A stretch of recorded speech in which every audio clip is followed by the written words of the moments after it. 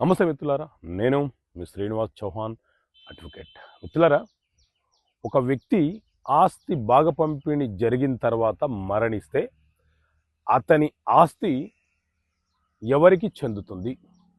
So మిత్రులారా, మన దేశంలో హిందూ సక్సెషన్ యాక్ట్ 1956 అనే చట్టం ఉంది. ఇందులోని సెక్షన్ 18 ఏం చెప్తుంది అని అంటే, సవతి తల్లి పిల్లల కంటే కూడా తన సొంత తల్లి పిల్లలకే ప్రాధాన్యత ఉంటుంది అని చెప్పి ఈ సెక్షన్ చాలా స్పష్టంగా వివరణ ఇస్తుంది. అంటే దాని యొక్క అర్థము, ఒక వ్యక్తి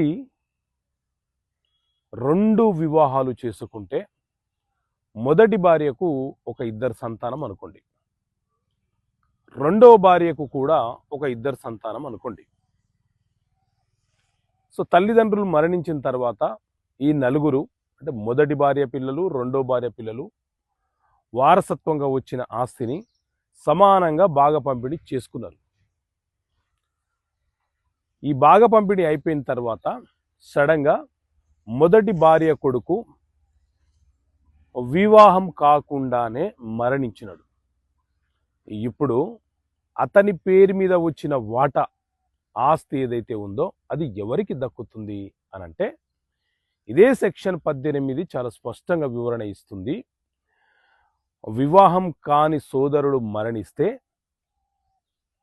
ఆ ఆస్తి, అతని యొక్క వాటా ఏదైతే ఉందో ఆ ఆస్తి అతని యొక్క సొంత సోదరుడు లేకపోతే సోదరికి మాత్రమే దక్కుతుంది.